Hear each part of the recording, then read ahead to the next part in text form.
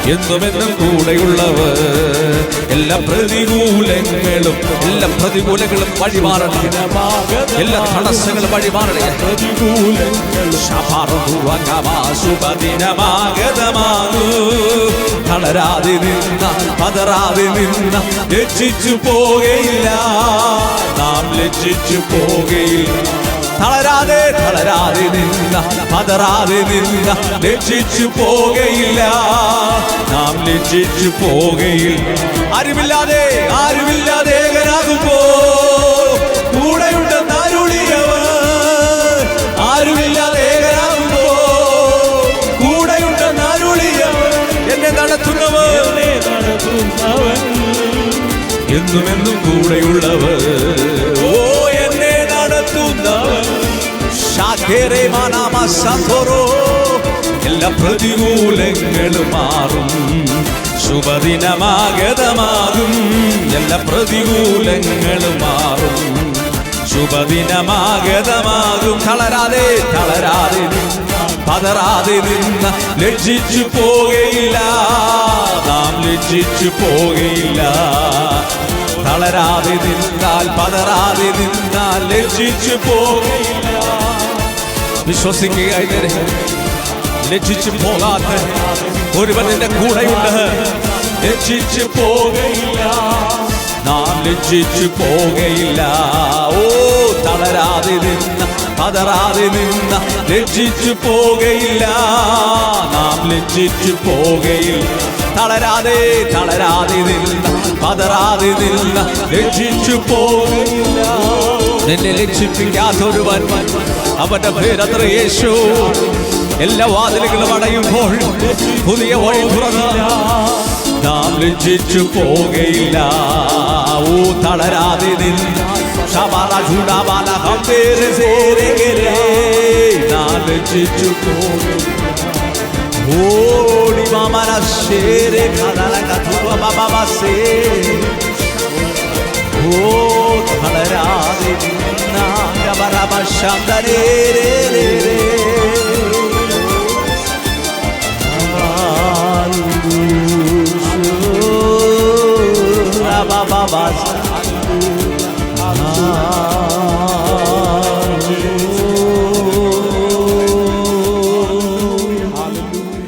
തളരാതെ നിന്ന പതറാതെ നിന്ന ലജ്ജിച്ചു പോകയില്ല. എത്ര പേര് വിശ്വസിക്കുന്നു? നാം ലജ്ജിച്ചു പോകയില്ല. തളരാതെ നിന്ന പതറാതെ നിന്ന ലജ്ജിച്ചു പോകയില്ല,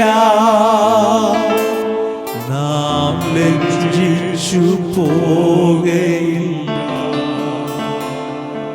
ആദ്യനും അന്ത്യനും നീ മാത്രമേ.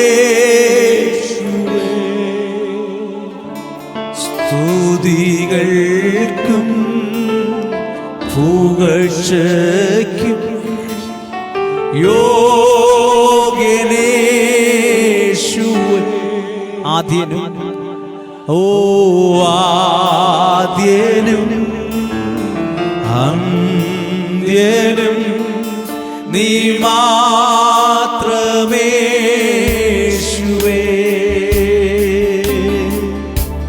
സ്തുതികൾക്കും പുകഴ്ചയ്ക്കും യോഗ്യനേശുവേ.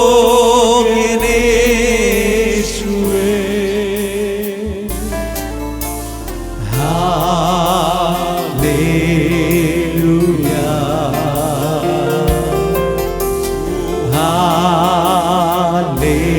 ഹല്ലേലൂയ. ഏഴുവിളക്കി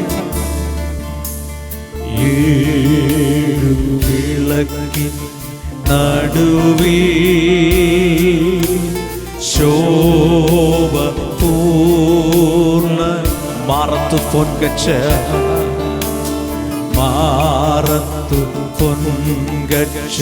അണിഞ്ഞും കാണും യേശു യേശുവേ ഏഴുവിളക്കി ഏഴുവിളക്കി നടുവിൽ ശോഭപൂർണ്ണനാ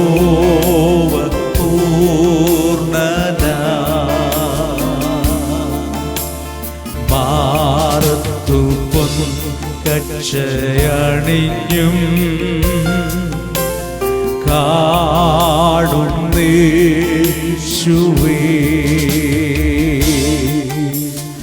ആദ്യനും അന്ത്യനും നീ മാത്രമേശുവേ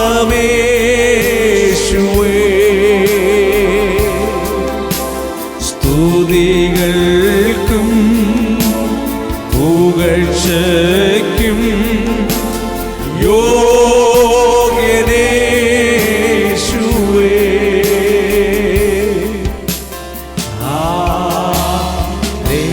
ഹല്ലേലൂയ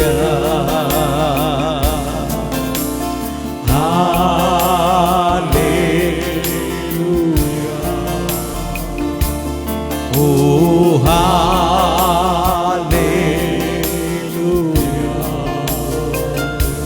ഓ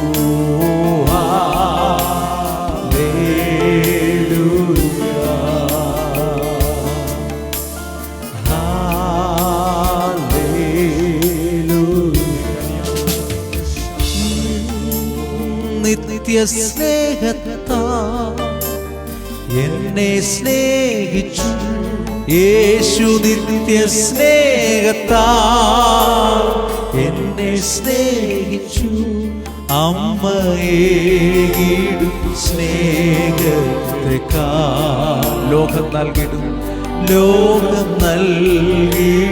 സ്നേഹത്തെക്കാ നിത്യസ്നേഹത്താ നിത്യസ്നേഹത്താ എന്നെ സ്നേഹിച്ചു യേശു നിത്യസ്നേഹത്താ എന്നെ സ്നേഹിച്ചു അമ്മയേകിടും സ്നേഹത്തെക്കാ ലോകം നൽകിടും സ്നേഹത്തെക്കാ അങ്ങേ വിട്ടെങ്ങും പോകയില്ല ഞാൻ അങ്ങേ വിട്ടെങ്ങും പോകയില്ല ഞാൻ അങ്ങിൽ ചേർന്ന് ജീവിക്കും ഞാൻ സത്യസാക്ഷിയ ജീവിക്കും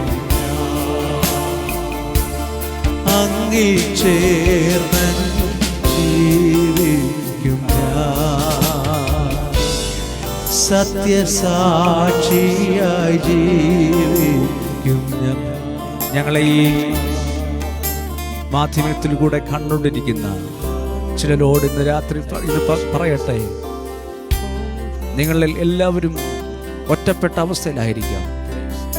ആമേൻ. ഇന്ന് ഈ എപ്പിസോഡിൽ ഞങ്ങൾ പറയട്ടെ, ആരും നിന്നെ സ്നേഹിക്കാനില്ലായിരിക്കാം, എന്നാൽ എൻ്റെ യേശു നിന്നെ സ്നേഹിക്കുന്നു. തുടർന്നുള്ള വചന ശുശ്രൂഷയിൽ ആ യേശുവിൻ്റെ സ്നേഹം നീ കേൾക്കാൻ പോകുകയാണ്. ഹല്ലേലൂയ. പരിശുദ്ധ കർത്താവേ, ഈ നല്ല സമയത്തിനായി ഞങ്ങൾ അങ്ങേ സ്തുതിക്കുന്നു. എല്ലാ നന്മകൾക്കായി ഞങ്ങൾ അങ്ങേ സ്തുതിക്കുന്നു. അങ്ങേ വിട്ടങ്ങ് ഞങ്ങൾ പോകില്ല കർത്താവേ. അങ്ങ് ഞങ്ങളോട് കൂടെ ഉള്ളതിനായി ഞങ്ങൾ നന്ദി. നല്ല സമയത്തിനായി സ്തോത്രം. യേശുവിൻ നാമത്തിൽ തന്നെ. ആമേൻ, ആമേൻ. Thank you Jesus. കർത്താവും രക്ഷിതാവുമാകുന്ന യേശു ക്രിസ്തുവിൻ്റെ വന്യ തിരുനാമത്തിൽ എല്ലാ പ്രിയപ്പെട്ടവർക്കും സ്വാഗതം. ജീവൻ്റെ അപ്പം എന്ന ഈ പ്രോഗ്രാമിലേക്ക് എല്ലാ പ്രിയപ്പെട്ടവരെയും ഞങ്ങൾ ആത്മാർത്ഥമായി സ്വാഗതം ചെയ്യുന്നു. ഇന്നത്തെ വചന കേൾവി നമ്മുടെ ജീവിതത്തിന് അനുഗ്രഹമായി തീരുവാൻ, ദൈവനാമത്തിന് മഹത്വമായി തീരുവാൻ, നമുക്കത് ആശ്വാസമായി തീരുവാൻ വളരെ പ്രാർത്ഥനയോട് നമുക്ക് കർത്താവിൻ്റെ സന്നിധിയിലായിരിക്കാം. നമുക്ക് അനുകൂലമല്ലാത്ത ഒരു സാഹചര്യത്തിലാണല്ലോ നാം കടന്നു വന്നിരിക്കുന്നത്. നമ്മുടെ പലവിധമായ പ്രതീക്ഷകളും അറ്റുപോയതുപോലെ ഒരു സാഹചര്യമാണ് നമ്മുടെ മുൻപിലുള്ളത്. എന്നാൽ എല്ലാ കാര്യങ്ങളും നിയന്ത്രിക്കുന്ന സർവശക്തനായ പരമാധികാരിയായ ഒരു ദൈവമുണ്ട്. വിശുദ്ധ തിരുവെഴുത്തിൽ നാം ഇങ്ങനെ വായിക്കുന്നു, 23-ാം സങ്കീർത്തനം അതിൻ്റെ 4-ാമത്തെ വാക്യം, കൂരിരുൾ താഴ്വരയിൽ കൂടെ നടന്നാലും ഞാൻ ഒരു അനർത്ഥവും ഭയപ്പെടുകയില്ല, നീ എന്നോടുകൂടെ ഇരിക്കുന്നുവല്ലോ. ഭക്തനായ ദാവീദിൻ്റെ സങ്കീർത്തനമാണല്ലോ 23-ാം സങ്കീർത്തനം. ഏവർക്കും വളരെ സുപരിചിതമായ ഈ സങ്കീർത്തനം, കൊച്ചു കുട്ടികൾ മുതൽ വലിയവർ വരെ മനപ്പാടമാക്കിയിട്ടുള്ള ഈ സങ്കീർത്തനം, അതിൽ സങ്കീർത്തനക്കാരനായ ദാവീദ് പറയുകയാണ്, കൂരിരുൾ താഴ്വരയിൽ കൂടെ നടന്നാലും ഞാൻ ഒരു അനർത്ഥവും ഭയപ്പെടുകയില്ല, നീ എന്നോട് കൂടെ ഇരിക്കുന്നുവല്ലോ.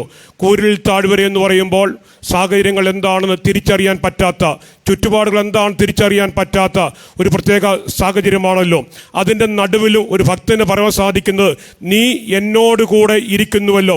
ലോകത്തിലുള്ള പല പ്രിയപ്പെട്ടവരും നമ്മെ വിട്ടു പോകുമ്പോഴും നമ്മെ വിട്ട് അകലുമ്പോഴും എന്നാൽ നമുക്ക് ഒരു ആശ്വാസമായിട്ടുള്ളത് സർവശക്തനായ കർത്താവ്, സർവ ആശ്വാസങ്ങളുടെയും ഉറവിടമായ കർത്താവ് നമ്മോട് കൂടെയുണ്ട്.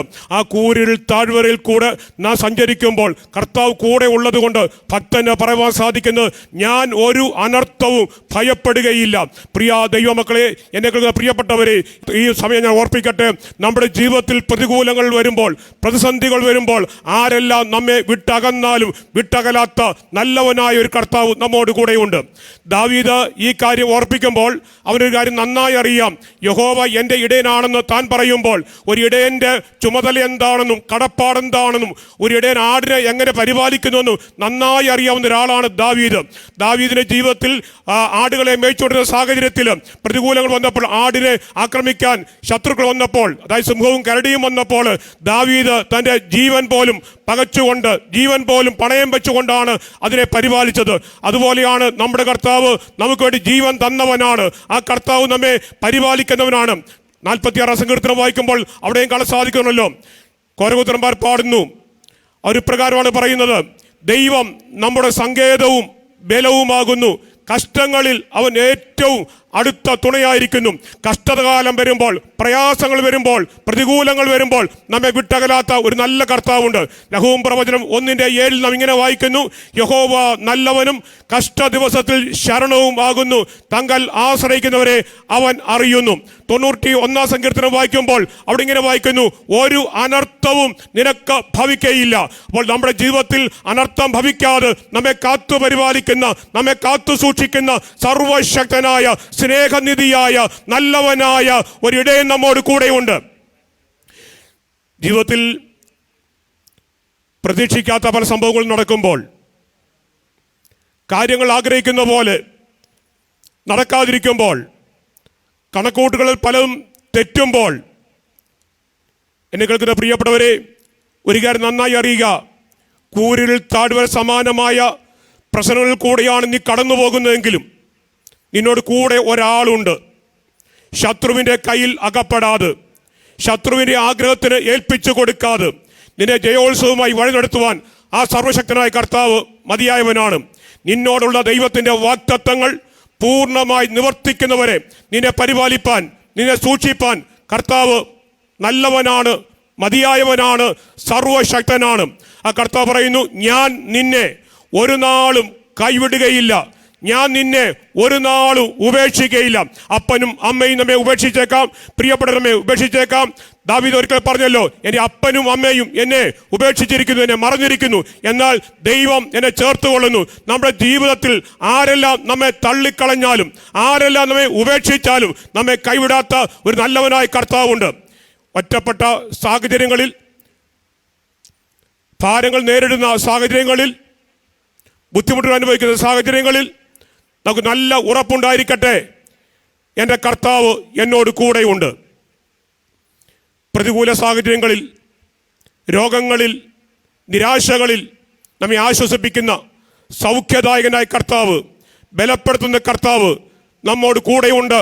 ആ കർത്താവ് ലോകാവസാനത്തോളം എല്ലാ നാളും കൂടെയുണ്ട്. ആ കർത്താവ് നമ്മെ ഒരിക്കലും കൈവിടാത്തവനാ. ആ കർത്താവ് നമ്മെ ഒരിക്കലും ഉപേക്ഷിക്കാത്തവനാ. ആ ദൈവത്തിന്റെ സാന്നിധ്യം അനുഭവിച്ചു കഴിഞ്ഞ ഭക്തനാണ് പറയുന്നത്, കൂരിരുൾ താഴ്വരയിൽ കൂടെ നടന്നാലും ഞാൻ ഒരു അനർത്ഥവും ഭയപ്പെടുകയില്ല. ദാവീദിനോട് ചോദിക്കാം, ദാവീദേ, അങ്ങയുടെ ജീവിതത്തിൽ എന്തെല്ലാം പ്രയാസങ്ങളും പ്രതികൂലങ്ങളും പ്രതിസന്ധികളും ഉണ്ടായി. സ്വന്തം വീട്ടിലോ സ്വന്തം നാട്ടിലോ സ്വന്തം രാജ്യത്തോ താമസിക്കാൻ പറ്റാത്ത സാഹചര്യങ്ങളിലും മറ്റുള്ളവരെ അഭയം പ്രാപിക്കേണ്ട സാഹചര്യങ്ങൾ ഉണ്ടായി.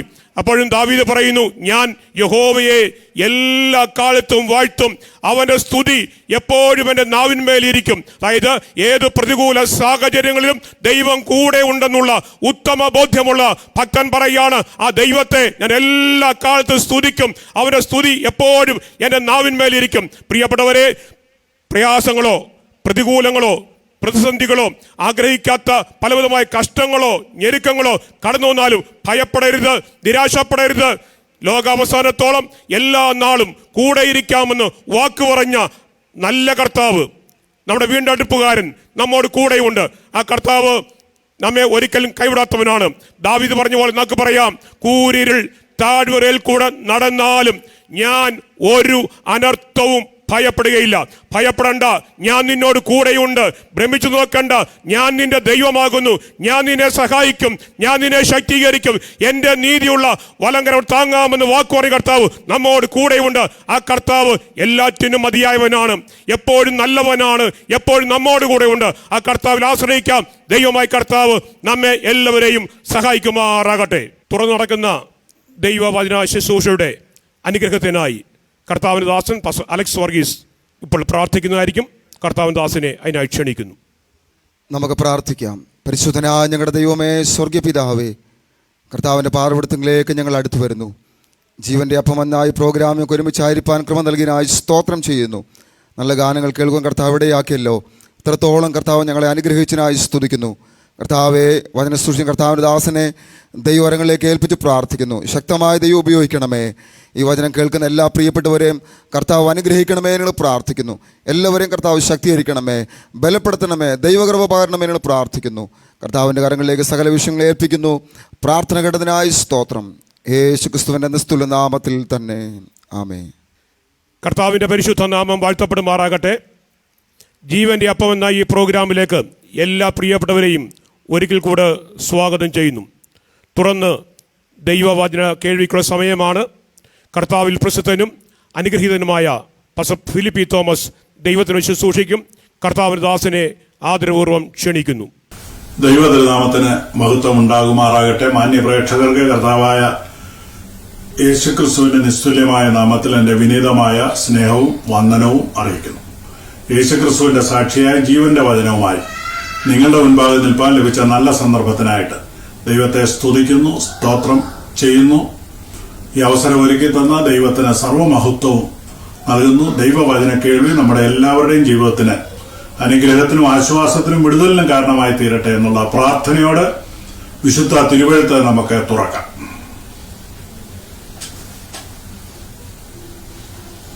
ഇരുപത്തിയേഴാം സങ്കീർത്തനം 12, 13, 14 വാക്യങ്ങൾ. സങ്കീർത്തനം 27, 12 മുതൽ 14 വരെയുള്ള വാക്യങ്ങൾ. എന്റെ വൈരികളുടെ ഇഷ്ടത്തിന് എന്നെ ഏൽപ്പിച്ചു കൊടുക്കരുത്. കള്ളസാക്ഷികളും ക്രൂരത്വം വിശ്വസിക്കുന്നവരും എന്നോട് എതിർത്തു നിൽക്കുന്നു. ഞാൻ ജീവനുള്ളവരുടെ ദേശത്ത് യഹോവയുടെ നന്മ കാണുമെന്ന് വിശ്വസിച്ചില്ലെങ്കിൽ കഷ്ടം. യഹോവയെങ്കിൽ പ്രത്യാശ വയ്ക്കുക, ധൈര്യപ്പെട്ടിരിക്കുക, നിന്റെ ഹൃദയം ഉറച്ചിരിക്കട്ടെ. അതെ, യഹോവയെങ്കിൽ പ്രത്യാശ വയ്ക്കുക. സങ്കീർത്തനക്കാരൻ ദൈവത്തോട് പ്രാർത്ഥിക്കുകയാണ്, ദൈവമേ, എന്റെ വൈരികളുടെ ഇഷ്ടത്തിന് എന്നെ ഏൽപ്പിച്ചു കൊടുക്കരുത്. ഇവിടെ ദാവീദിന് ഒരുപാട് വിരോധികളുണ്ടായി. അവരുടെ ഇഷ്ടം ദാവീദിന്റെ നാശമാണ്, ദാവീദിന്റെ അധപ്പതനമാണ്, ദാവീദിനെ രാജത്വത്തിൽ നിന്ന് തള്ളിയിടുകയാണ്. എന്നാൽ ദാവീദ് ദൈവത്തോട് പ്രാർത്ഥിക്കുകയാണ്, എന്റെ വൈരിയുടെ ഇഷ്ടത്തിന് എന്നെ ഏൽപ്പിച്ചു കൊടുക്കരുത്. വൈരി എന്ന് നമ്മൾ പറയുമ്പോൾ പിശാചാണ് നമ്മുടെ വൈരി. പിശാചിന്റെ ഇഷ്ടം എന്താണ്? യോഹന്നാന്റെ സുവിശേഷം 10-ാം അധ്യായത്തിന്റെ 10-ാം വാക്യത്തിൽ നമ്മുടെ കർത്താവായ യേശുക്രിസ്തു തന്നെ പറയുന്നുണ്ട് പിശാചിന്റെ ഇഷ്ടം എന്തുവാണെന്ന്. മോഷ്ടിപ്പാനും അറപ്പാനും മുടിപ്പാനും അല്ലാതെ കള്ളൻ വരുന്നില്ല. അപ്പൊ പിശാചിന്റെ ആഗ്രഹം മോഷ്ടിക്കുക, അറക്കുക, മുടിക്കുക, നമ്മുടെ സന്തോഷം, നമ്മുടെ സമാധാനം, നമ്മുടെ നന്മകളെല്ലാം മോഷ്ടിക്കുക, അതെല്ലാം അറുത്ത് മുടിച്ച് നമ്മുടെ അധപ്പതനം, നമ്മുടെ വീഴ്ച, നമ്മുടെ തലമുറയുടെ അധപ്പതനം, നമ്മുടെ ശുശ്രൂഷയുടെ അധപ്പതനം, ഇതൊക്കെയാണ് പിശാച് ആഗ്രഹിക്കുന്നത്. ദൈവകൃപയിൽ നിന്ന് നമ്മൾ വീണുപോകുക, നമ്മുടെ കൃപാവരങ്ങൾ നഷ്ടമാകുക, ഇതൊക്കെയാണ് പിശാച് ആഗ്രഹിക്കുന്നത്.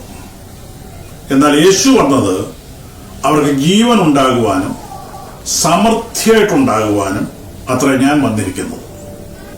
അപ്പോൾ പിശാചിന്റെ ആഗ്രഹങ്ങൾ സാധിപ്പിക്കാതിരിക്കാനാണ് യേശു വന്നത്.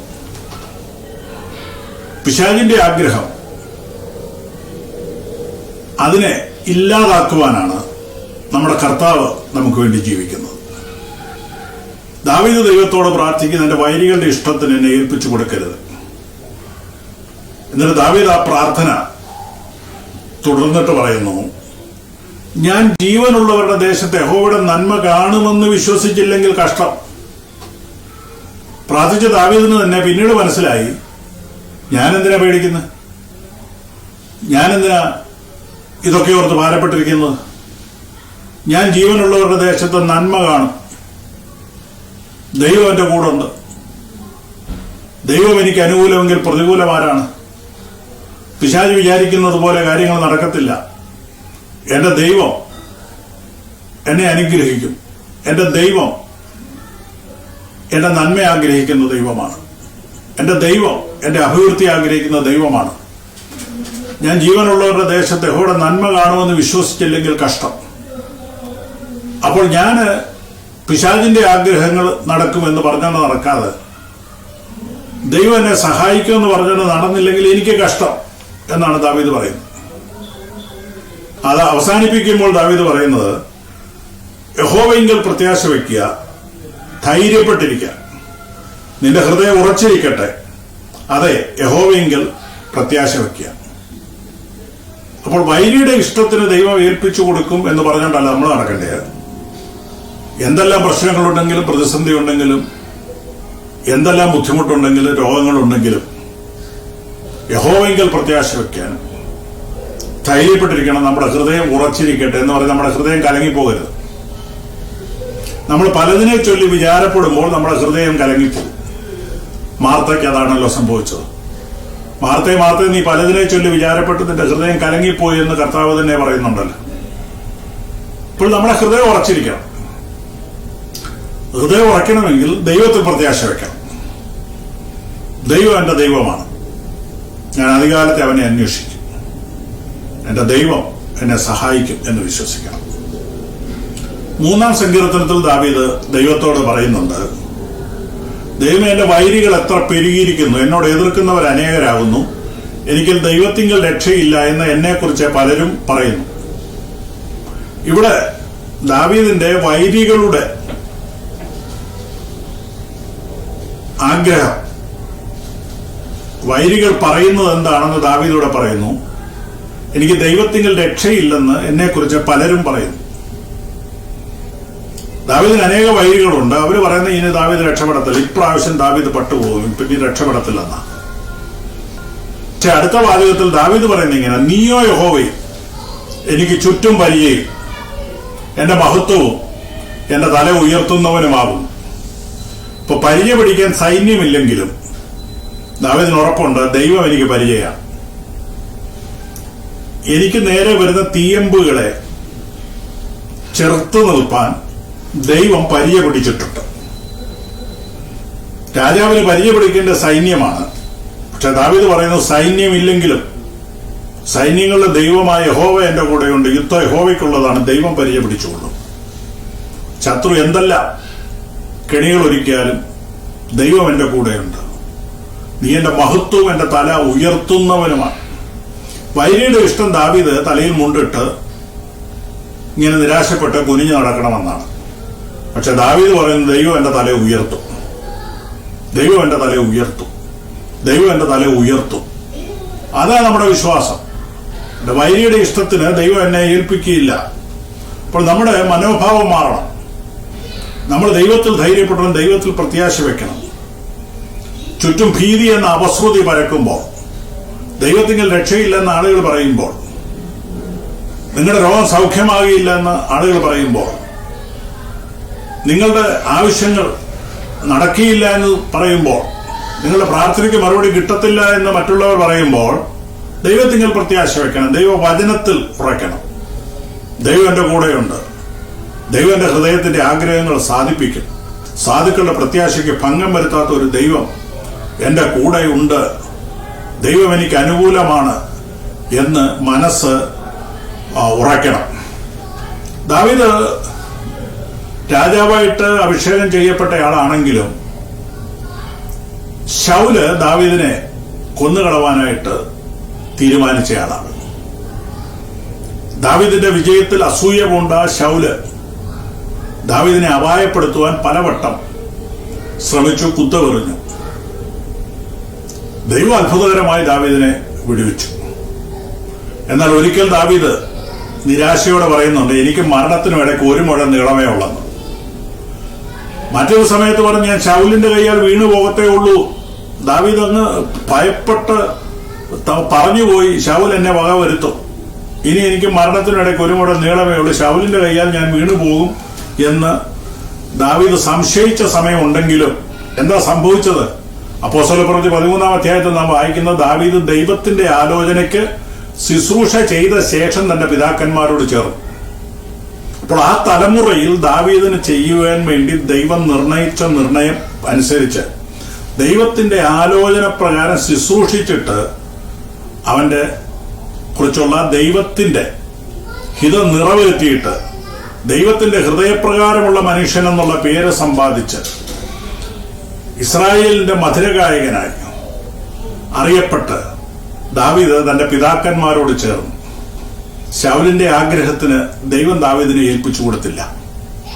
ദാവീദിന്റെ ജീവിതത്തിൽ പിഴവുകൾ വന്നിട്ടില്ലെന്നോ അകായ്മകൾ വന്നിട്ടില്ലെന്നോ അല്ല ഞാൻ പറഞ്ഞതിന്റെ അർത്ഥം. വന്നിട്ടുണ്ട്, അപ്പോഴെല്ലാം അനുദപിച്ച് ദൈവത്തോട് ഏറ്റു പറഞ്ഞിട്ടുണ്ട്. തെറ്റുകൾ സംഭവിക്കാത്ത മനുഷ്യരില്ല, പക്ഷെ തെറ്റ് തിരുത്തണം. തെറ്റുകൾ സംഭവിക്കുമ്പോൾ ആ തെറ്റുകൾ ഏറ്റുപറയുവാനും മാനസാന്തരപ്പെടുവാനുമുള്ള ഹൃദയം ഉണ്ടാകുമ്പോൾ ദൈവം ക്ഷമിക്കുകയും വിശ്വസ്തനായ ദൈവം നമ്മെക്കുറിച്ചുള്ള ദൈവിക നിർണയം നമ്മുടെ ജീവിതത്തിൽ നിറവേറ്റുകയും ചെയ്യും എന്ന് വിശ്വസിക്കണം. ഗോത്രപിതാവായ യാക്കോബിനോടുള്ള ബന്ധത്തിൽ യാക്കോബിനെ കൊല്ലാൻ നടന്നതാണ് യാക്കോബിന്റെ ജ്യേഷ്ഠ സഹോദരൻ. അപ്പൻ യാക്കോബിനെ അനുഗ്രഹിച്ച അനുഗ്രഹം നിമിത്തം, ഉൽപ്പത്തി പുസ്തകം 27-ാം അധ്യായത്തിന് 41-ാം വാക്യത്തിൽ വായിക്കുന്നു, തന്റെ അപ്പൻ യാക്കോബിനെ അനുഗ്രഹിച്ച അനുഗ്രഹം നിമിത്തം ഏശാവ് അവനെ ദ്വേഷിച്ചു. അപ്പനെ കുറിച്ച് ദുഃഖിക്കുന്ന കാലം അടുത്തിരിക്കുന്നു, അപ്പോൾ ഞാൻ എന്റെ സഹോദരനായ യാക്കോബിനെ കൊല്ലുമെന്ന് ഏശാവ് ഹൃദയത്തിൽ പറഞ്ഞു. അപ്പോൾ ഏശാവ് ഒരു ദിവസം വിളിച്ചു പറഞ്ഞ കാര്യമാണ്, ഞാൻ യാക്കോബിനെ കൊന്നുകളയും. ഇവിടെ യാക്കോബിന്റെ വൈരി ഏശാവായിട്ട് മാറുകയാണ്. യാക്കോബിനെ കൊന്നുകളവാൻ തയ്യാറെടുത്ത് നിൽക്കുന്ന ഏശാവ്.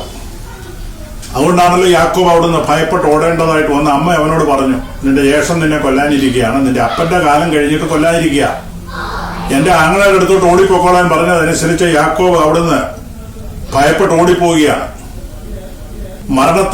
ഭയപ്പെട്ട മരണത്തെ മുഖാമുഖം കണ്ടുകൊണ്ട് യാക്കോബ് ഓടിപ്പോകുമ്പോൾ വഴിയിൽ ലൂസ് എന്ന സ്ഥലത്ത് എത്തിയപ്പോൾ നേരം വൈകി, സൂര്യൻ അസ്തമിച്ചു. ഒരു കല്ല് തലവണയായി വെച്ച് യാക്കോബ് അവിടെ കിടക്കുകയാണ്.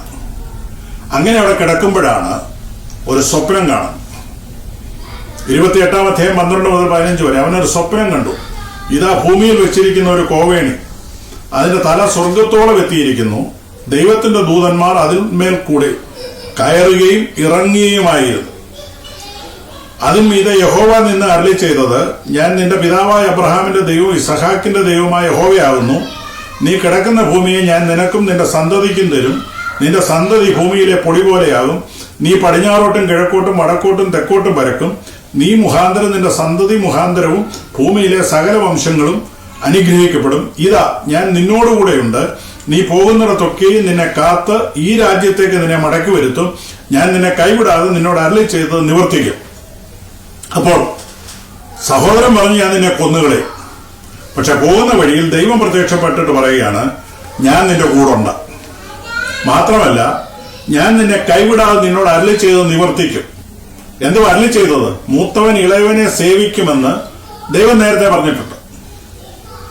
ദൈവം അത് പറഞ്ഞിട്ടുണ്ടെങ്കിൽ വൈരി അവനെ കൊല്ലാനായിട്ട് തീരുമാനിച്ചാലും ദൈവം അവന്റെ കൂടുണ്ടെന്നാണ് പറഞ്ഞത്. അപ്പോൾ ആരെങ്കിലും പറയുന്ന ഭീഷണി കേട്ട് നമ്മെക്കുറിച്ചുള്ള ദൈവിക വാഗ്ദത്വം നിവർത്തിക്കാതെ പോകുമെന്ന് ഭയപ്പെടേണ്ട കാര്യമില്ല. നമ്മൾ ഭയപ്പെടേണ്ട കാര്യമില്ല. ദൈവം നിവർത്തിക്കാം എന്ന് വാക്ക് പറഞ്ഞത് ദൈവം നിവർത്തിക്കും. യാക്കോബിനോട് പറഞ്ഞു, ഞാൻ നിന്റെ കൂടെ ഉണ്ട്, നീ ഒറ്റയ്ക്കല്ല പോകുന്നത്, നീ ഇപ്പൊ ഭയപ്പെട്ടാ പോകുന്നത്. പക്ഷെ ഭയപ്പെടേണ്ട, ഞാൻ നിന്റെ കൂടെ ഉണ്ട്. മാത്രമല്ല, ഞാൻ നിന്നെ തിരിച്ചു വരുത്തുകയും ചെയ്യും. ഇനി അതിനേക്കാൾ എനിക്ക് ഭയങ്കര ഇഷ്ടമുള്ളത് യാക്കോബിനോട് പറയാണ്, നീ കിടക്കുന്ന ഭൂമിയെ ഞാൻ നിനക്കും നിന്റെ സന്തതിക്കും തരും. ഇവിടെ യാക്കോബ് ഇപ്പോൾ കല്യാണം പോലും കഴിച്ചിട്ടില്ല. സന്തതിയെ കുറിച്ചൊന്നും ഇവിടെ യാക്കോബ് സ്വപ്നം പോലും കണ്ടിട്ടില്ല. കാരണം ജ്യേഷ്ഠൻ കൊല്ലുമെന്ന് പറഞ്ഞ് പേടിച്ചോടി പോകുന്ന മനുഷ്യനോട് ദൈവം പറയാ, നീ പേടിക്കേണ്ട കാര്യമൊന്നുമില്ല, നിന്റെ സന്തതിക്ക് വേണ്ടി വരെ ഞാൻ കണ്ടിട്ടുണ്ട്. ഞാൻ അവർക്ക് കൊടുക്കാൻ പോകുന്ന അവകാശത്തെക്കുറിച്ച് ഞാൻ ഇപ്പോഴേ നിന്നോട് പറയാം എന്ന് പറഞ്ഞാൽ നീ അടുത്ത കാലത്തൊന്നും ചാകത്തില്ലെന്നാ പറഞ്ഞത്. നിന്റെ ജ്യേഷ്ഠൻ നിന്നെ കൊല്ലാൻ പോകുന്നില്ല, നീ കല്യാണം കഴിച്ച് നിനക്ക് മക്കളുണ്ടാകും, നീ തിരിച്ച് ഈ നാട്ടിൽ വരും, ഞാൻ നിനക്ക് തരുന്ന സമ്പത്തുക്കളെല്ലാം നിന്റെ അടുത്ത തലമുറയ്ക്ക് ഞാൻ കൊടുക്കാം എന്ന് വാക്ക് പറയുമ്പോൾ എന്താ ഇതിന്റെ അർത്ഥം? നിന്റെ വൈരിയുടെ ഇഷ്ടത്തിന് ഞാൻ നിന്നെ ഏൽപ്പിക്കത്തില്ലെന്നാണ് ഞാൻ പറഞ്ഞത്. നമ്മെ ഭയപ്പെടുത്തുന്ന ആളുകൾ കാണും, ഭീതിപ്പെടുത്തുന്ന ആളുകൾ കാണും. ചിലപ്പോൾ നമ്മൾ ഭയപ്പെട്ട് ഓടിപ്പോകേണ്ടതായിട്ടൊക്കെ വന്നെന്നും ഇരിക്കും. പക്ഷേ മനസ്സ് പറയണം, എന്നോടുള്ള ദൈവത്തിന്റെ വാഗ്ദത്വമുണ്ട്, ദൈവം അത് നിവർത്തിക്കും, ദൈവം അത് നിറവേറ്റും.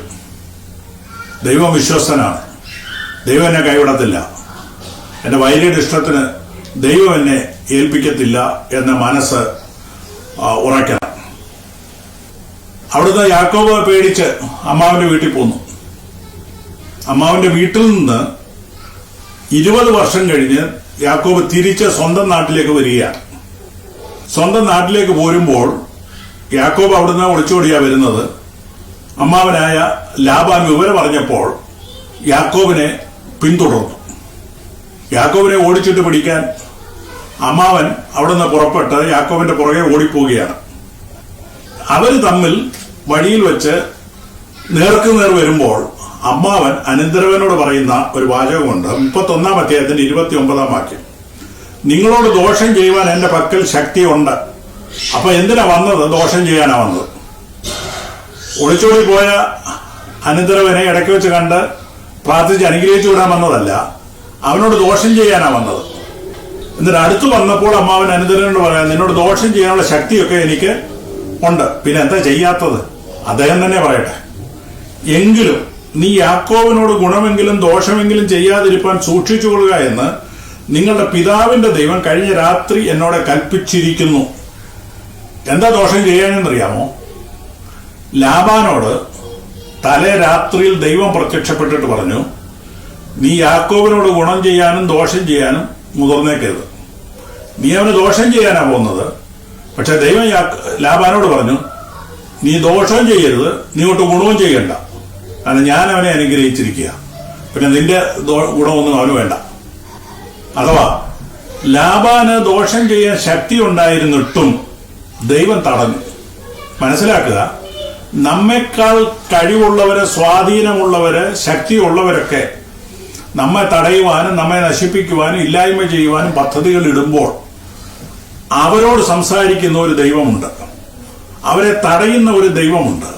ബലവാനും ബലഹീനനും തമ്മിൽ യുദ്ധമുണ്ടാകുമ്പോൾ ബലഹീനനെ സഹായിക്കുന്ന ഒരു ദൈവമുണ്ട്. ശക്തിയുള്ളവർ, സ്വാധീനമുള്ളവർ, കഴിവുള്ളവർ, പണമുള്ളവർ നിങ്ങൾക്കെതിരെ പദ്ധതികൾ ഇടുമ്പോൾ ഞാൻ എന്തു ചെയ്യും എന്ന് ഭയപ്പെടണ്ട, ദൈവം അവരെ തടയും. തലേ രാത്രിയിൽ തന്നെ ദൈവം പ്രത്യക്ഷപ്പെട്ടിട്ട് അവരോട് പറഞ്ഞു, നമ്മൾ ചിന്തിക്കും നമുക്ക് വേണ്ടി പറയാൻ ആരുണ്ട്, നമുക്ക് വേണ്ടി റെക്കമെൻഡ് ചെയ്യാൻ ആരുണ്ട്? ആരുമില്ല, പേടിക്കേണ്ട, ദൈവം നേരിട്ട് പറഞ്ഞോളൂ. ആരുമില്ലാത്തവരെ സഹായിക്കാൻ ആരോരുമില്ലാത്തവരെ സഹായിപ്പാൻ ദൈവം കൂടെയുണ്ടെന്ന് വിശ്വസിക്കണം. ലാബാനെ ദൈവം തടഞ്ഞതുപോലെ നമ്മുടെ വൈരിയെ തടയാൻ ദൈവത്തിന് കഴിയും. നമുക്ക് വിരോധമായി ആളുകൾ ഉണ്ടാക്കിയിരിക്കുന്ന പദ്ധതികളെ തകർക്കുവാൻ ദൈവത്തിന് കഴിയും. നമുക്ക് വിരോധമായി ഉണ്ടാക്കുന്ന ഒരായുധവും ഫലിക്കാതെ തടയുവാൻ ദൈവത്തിന് കഴിയും. അഹീതോബേലിന്റെ ആലോചനയെ വൃഥാവാക്കി കളഞ്ഞതുപോലെ നിങ്ങൾക്കെതിരായി ശത്രു ഇട്ടിരിക്കുന്ന ചില ആലോചനകളെ തടയുവാൻ ദൈവത്തിന് കഴിയുമെന്ന് വിശ്വസിക്കണം. ദൈവത്തെ തടയുവാൻ ആർക്കും കഴിയുകയില്ലല്ലോ. വൈരിയുടെ ഇഷ്ടത്തെ തടയുന്നവനായ ഒരു ദൈവമുണ്ട്. ആ ദൈവം തക്ക സമയത്ത് ലാബാനെ തടഞ്ഞു. മാത്രമല്ല, അവിടെ നിന്ന് യാക്കോബ് യാത്ര ചെയ്തു വരികയാണ്. യാത്ര ചെയ്തു വരുമ്പോൾ മനസ്സിൽ ഭയങ്കര പേടിയാണ്. കാരണം ജ്യേഷ്ഠ സഹോദരൻ നേരത്തെ തന്നെ പറഞ്ഞിട്ടുണ്ട്, ഞാൻ നിന്നെ കൊന്നുകളയുമെന്ന്.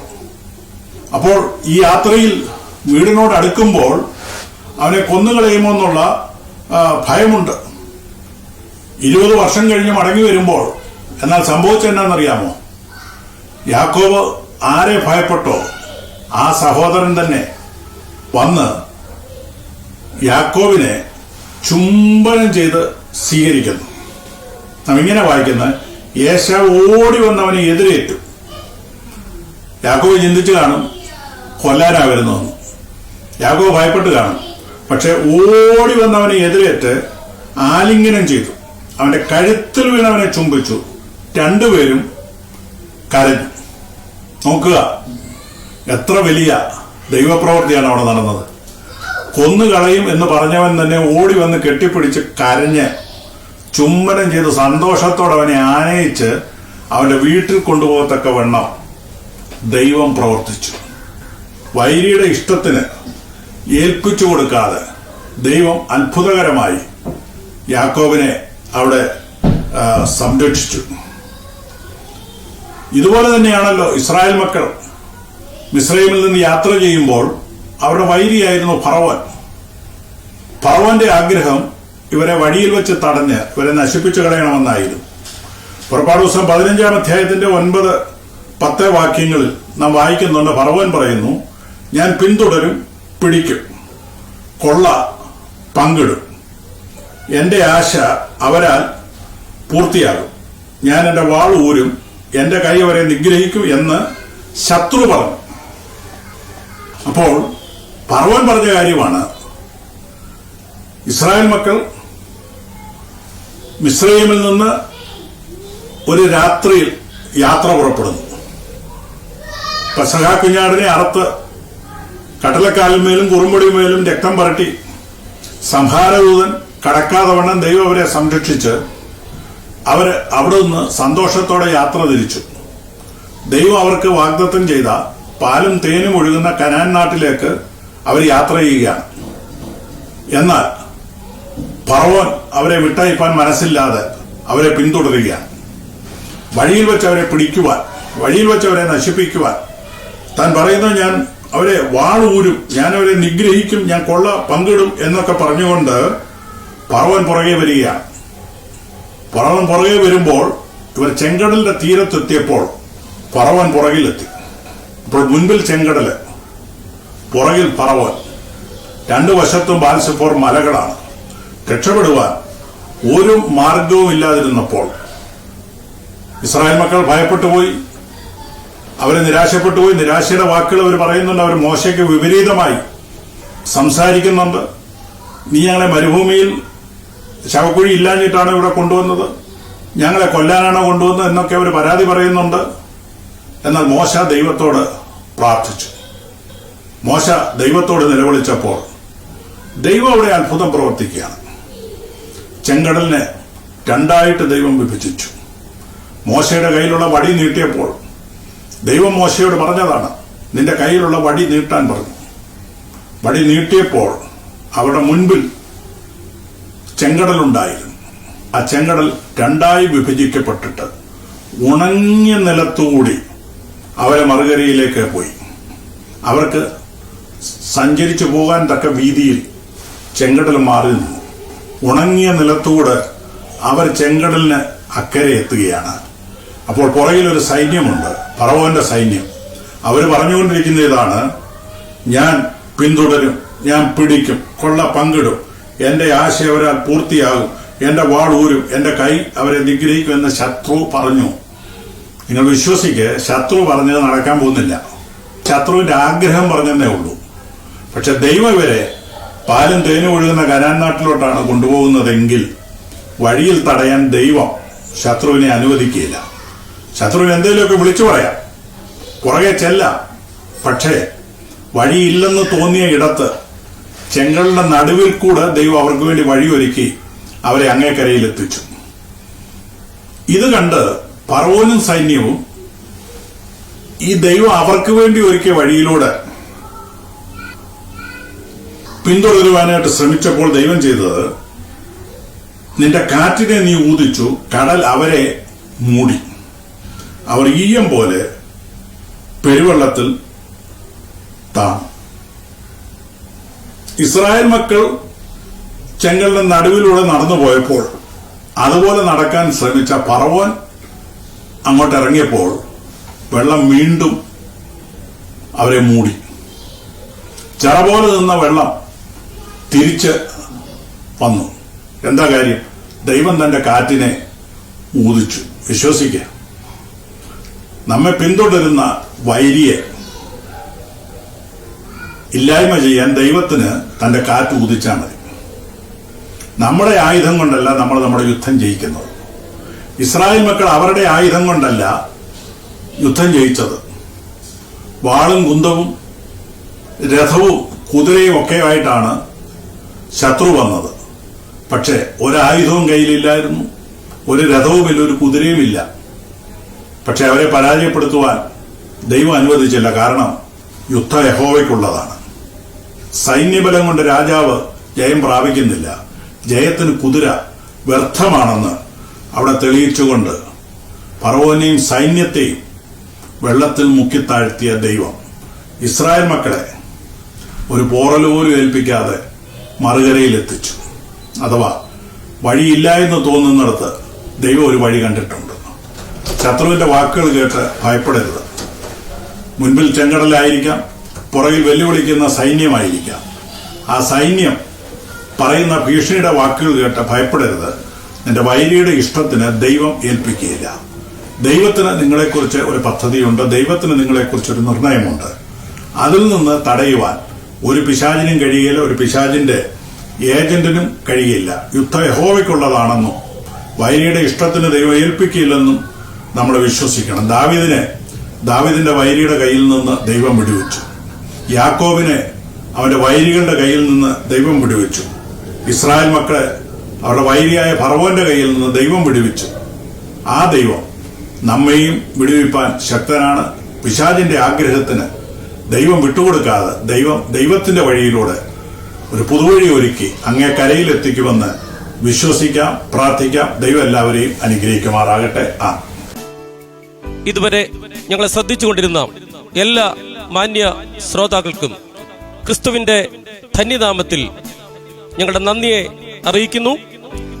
ജീവിത വഴിത്താരയിൽ പ്രതീക്ഷയും പ്രത്യാശയും പ്രദാനം ചെയ്യുവാൻ ഈ പ്രോഗ്രാമിന് കഴിഞ്ഞു എന്ന് ഞങ്ങൾ വിശ്വസിക്കുന്നു. കൂടുതൽ വിവരങ്ങൾക്ക് Swargeeyadhwani media, post box number 35, Adoor shopping complex, KSRTC junction, Adoor 691523. Email finnipmatthew@gmail.com. Phone 9447593865.